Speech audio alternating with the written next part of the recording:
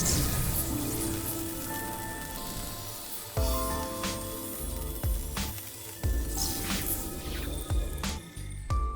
सबको मेरा आदर भरा नमस्कार, प्रणाम। इस वीडियो में हम डिस्कस करने वाले हैं some important aspects of budget 2021-22 जो 1 फरवरी 2021 को बजट इश्यू किया गया है, प्रेजेंट किया गया है। उसके कुछ इम्पोर्टेंट एस्पेक्ट्स मैं इस वीडियो में डिस्कस करने वाला हूँ। मैंने ट्राई किया है कि मिनिमम टाइम में मैक्सिमम मेजर पॉइंट कवर कर पाऊँ। तो आइए देखते हैं इस बजट 2021-22 के कुछ इम्पोर्टेंट एस्पेक्ट्स।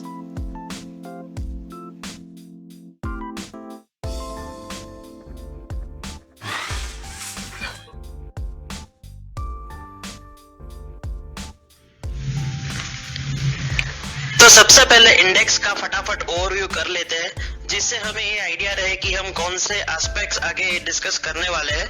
तो सबसे पहले यूनियन बजट ऑफ इंडिया का ओवरव्यू दिया जाएगा कि ये क्या होता है, उसके बारे में थोड़ी चर्चा करेंगे, जिससे जो यूनियन बजट के बारे में नहीं जानते या तो पहली बार इसके बारे में स्टडी कर रहे हैं, उनको आगे के डिस्कशन में सुविधा बनी रहे।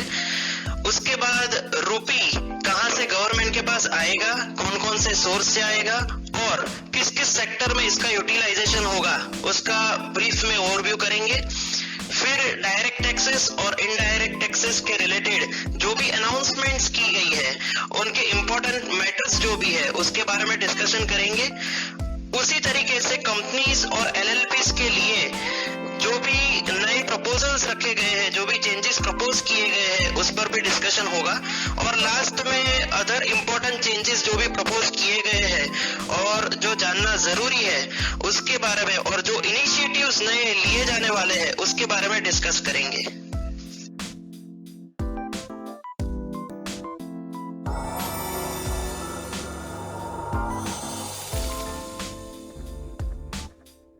यूनियन बजट ऑफ इंडिया होता क्या है? तो यूनियन बजट ऑफ इंडिया को हम budgeted annual financial statements of India भी कह सकते हैं। सेंट्रल गवर्नमेंट के पास during the next financial year fund कहां से आएगा, गवर्नमेंट उसका यूटिलाइजेशन कौन से सेक्टर में करेगा, ये जो एक्सपेंडिचर जो गवर्नमेंट करेगा उसका नेचर रेवेन्यू नेचर होगा या फिर कैपिटल नेचर, और कितना रेवेन्यू नेचर होगा और कितना कैपिटल नेचर, ये सारी बातों का ओवरऑल एस्टिमेटेड स्टेटमेंट वो यूनियन बजट दर्शाता है। ये सब से जुड़े हुए reforms, amendments, updates, new initiatives जो लिए जाने वाले हैं, ये सारी मैटर्स को भी यूनियन बजट में इंक्लूड किया जाता है। जनरली यूनियन बजट 1 फरवरी को फाइनेंस मिनिस्टर के द्वारा पार्लियामेंट में प्रेजेंट किया जाता है और फोर्थ कमिंग फाइनेंशियल ईयर से उसको अमल में लाया जा सकता है। अभी इंडिया के माननीय फाइनेंस मिनिस्टर श्री निर्मला सीतारामन हैं, और एक नई चीज जो इस बार हुई है वो बजट 2021-22 के लिए गवर्नमेंट ने यूनियन बजट नाम की एक मोबाइल ऐप भी लॉन्च की हुई है।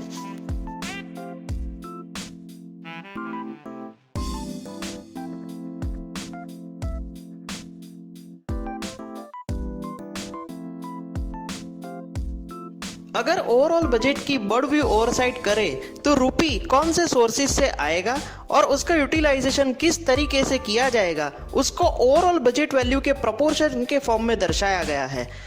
इनकम टैक्स रेवेन्यू अगर देखें तो ओवरऑल बजट वैल्यू के 14% और GST revenue overall budget value के 15% रहने का अनुमान रखा गया है। प्रोपोर्शन फॉर्म में सारे कंपोनेंट्स को अलग अलग टेबल में डिटेल में दर्शाया गया है।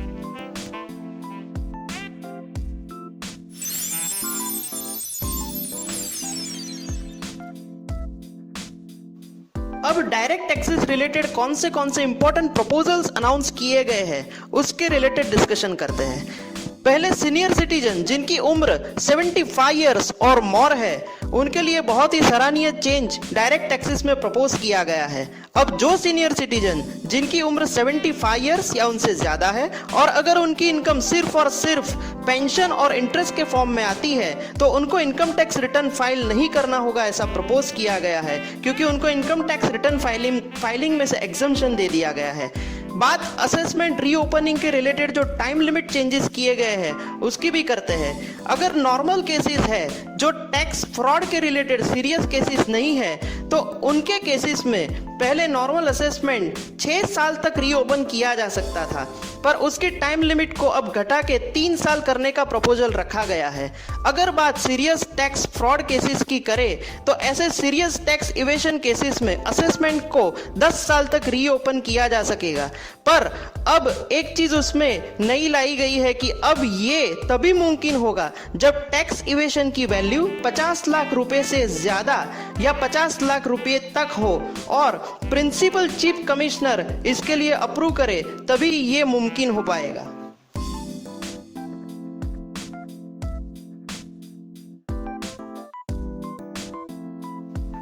इनकम टैक्स अपीलेट ट्रिब्यूनल को भी अब फेसलेस करने का प्रपोजल रखा गया है। उसके लिए national faceless income tax appellate tribunal centre को एस्टैब्लिश किया जाएगा। इनकम टैक्स अपीलेट ट्रिब्यूनल के रिलेटेड सारे कम्युनिकेशंस इलेक्ट्रॉनिक फॉर्म में किए जाएंगे। अगर face to face personal hearing की जरूरत पड़ती है तो उसको वीडियो कॉन्फ्रेंसिंग के माध्यम से परफॉर्म किया जाएगा। बात करते हैं टैक्स ऑडिट एप्लीकेबिलिटी में टर्नओवर लिमिट चेंज की, तो अगर minimum 95% of overall transactions digital form में किए जाते हैं तो टैक्स ऑडिट एप्लीकेबिलिटी की टर्नओवर लिमिट को 5 करोड़ से बढ़ा के ऐसे केसेस के लिए 10 करोड़ करने का प्रपोजल रखा गया है।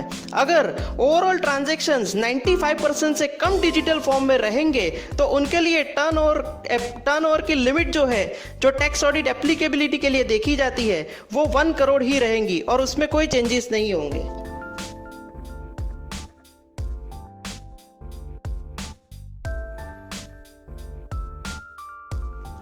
डिविडेंड इनकम और अफोर्डेबल हाउसिंग के रिलेटेड जो भी अनाउंसमेंट्स की गई है उनमें से कुछ इंपॉर्टेंट पॉइंट्स को यहां पे दर्शाया गया है। एडवांस टैक्स की लायबिलिटी कैलकुलेट करते वक्त डिविडेंड इनकम को एस्टिमेट करना बहुत ही कठिन काम है, इसलिए अब डिविडेंड डिक्लेरेशन या तो पेमेंट होने के बाद ही इसके ऊपर एडवांस टैक्स पे करना होगा। अफोर्डेबल हाउसिंग लोन इंटरेस्ट के मिलने वाले एडिशनल डिडक्शन जो 1.5 लाख तक होता है उसकी अवधि को बढ़ाकर 31 मार्च 2022 तक एक्सटेंड किया गया है।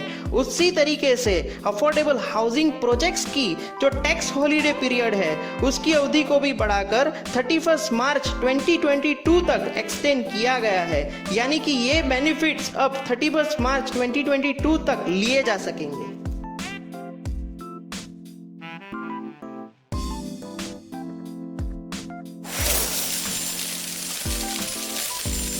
एक खुशखबर ये भी है कि अब से कैपिटल गेन और लॉस के रिलेटेड डिटेल्स जो लिस्टेड सिक्योरिटीज के रिलेटेड है, डिविडेंड इनकम की डिटेल्स जो लिस्टेड सिक्योरिटीज के रिलेटेड है और इंटरेस्ट इनकम जो बैंक्स, पोस्ट ऑफिस एक्सेट्रा जगहों से मिलता है, तो ये सब की डिटेल्स प्रीफिल्ड होके ऑटोमेटिक रिटर्न फॉर्म में रिफ्लेक्ट हो जाए, ऐसी सुविधा को लाया जाएगा। इससे टाइम का भी सेविंग होगा और इनकम टैक्स रिटर्न भरना बहुत ही कंफर्टेबल और इजी हो जाएगा। कुछ बाकी की इंपॉर्टेंट बातों पे एक बार नजर डालें तो इनकम टैक्स के स्लैब रेट्स में किसी भी प्रकार का कोई भी बदलाव इस बार नहीं किया गया है।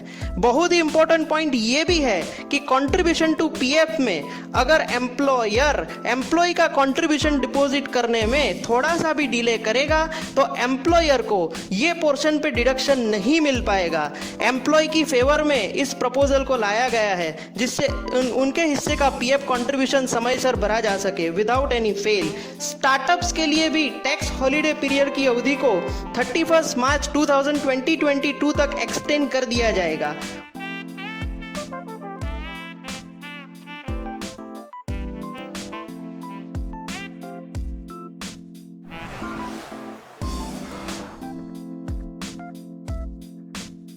अब एक नजर इनडायरेक्ट टैक्स प्रपोजल्स पे भी डाल देते हैं। जीएसटी के बारे में बात करें तो ऑनरेबल फाइनेंस मिनिस्टर ने ये अश्योरेंस दिया है कि जीएसटी के रिलेटेड सारी बाधाओं को दूर करके उसे जितना हो सके उतना सरल किया जाएगा। कुछ लेजिस्लेटिव चेंजेस सीजीएसटी एक्ट 2017 और आईजीएसटी एक्ट 2017 में प्रपोज किए गए हैं जो जीएसटी काउंसिल के द्वारा नोटिफाई होने के बाद में ही अमल में लाया जा सकेगा। उनमें से कुछ filing of annual return on self declaration basis, interest charging on net tax liability etcetera है जो बजट स्पीच के एनेक्चर में दर्शाए गए हैं। हालांकि एक बार नोटिफाई होने के बाद ही ऐसे चेंजेस को डिटेल में डिस्कस करना उचित रहेगा। कस्टम ड्यूटी के 80 जितने आउटडेटेड ओल्ड एग्जम्पशंस को हटाया जा रहा है और फाइनेंस मिनिस्टर ने अपनी स्पीच में ऐसा भी कहा है कि उसके बाद और 400 ऐसे आउटडेटेड एग्जम्पशंस को हटाने पर काम किया जाएगा। गोल्ड एंड सिल्वर की प्राइस रेगुलेशन करने के लिए कस्टम ड्यूटी को रेशनलाइज करने की बात भी प्रपोज की गई है।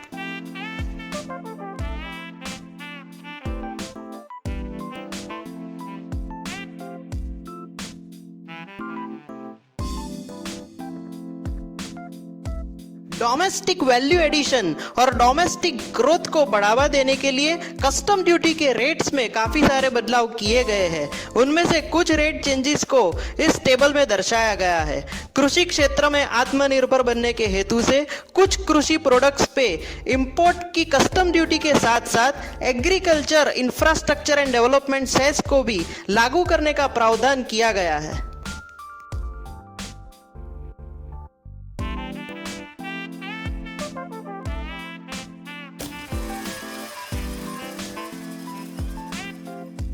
अब कंपनीज और एलएलपीज के लिए जो कुछ भी इंपॉर्टेंट बदलाव किए गए हैं उनके बारे में डिस्कस कर लेते हैं। फाइनेंशियल ईयर 2020-21 से MCA 21 वर्जन 3.0 लॉन्च किया जाएगा।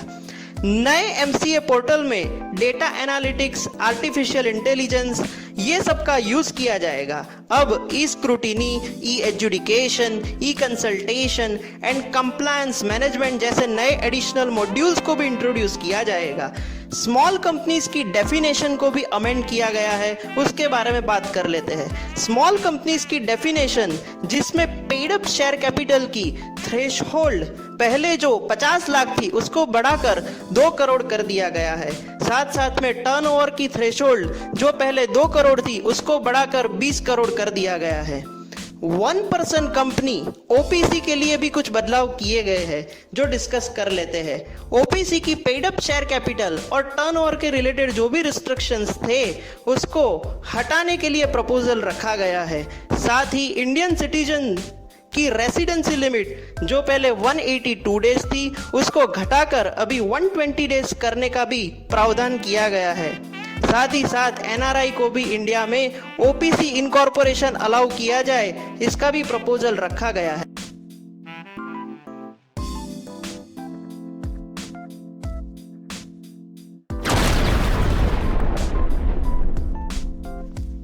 आखिर में कुछ और इंपॉर्टेंट मैटर्स को भी शॉर्ट में डिस्कस कर लेते हैं। SEBI act 1992, depositories act 1996, securities contract regulation act 1956 and government securities act 2007 ये सब को कंसोलिडेट करके एक single securities market code introduce करने का प्रपोजल रखा गया है। LIC का IPO भी फाइनेंशियल ईयर 2021-22 में आने की संभावना है, ये फाइनेंस मिनिस्टर के द्वारा बताया गया है। इंश्योरेंस एक्ट 1938 में भी कुछ बदलाव किए गए हैं जिसमें इंश्योरेंस कंपनीज में इन्वेस्ट करने की जो परमिसिबल FDI लिमिट थी उसको 49% जो पहले थी उसको बढ़ाकर अब 74% कर दिया गया है।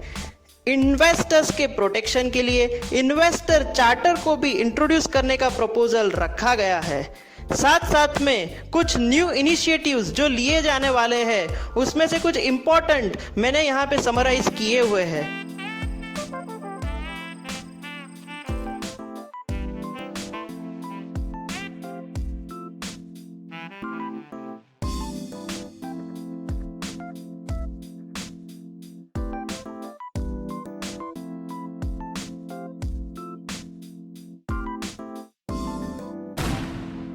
इस वीडियो को ध्यान से सुनने के लिए आप सबका बहुत बहुत धन्यवाद। Thank you. जय हिंद।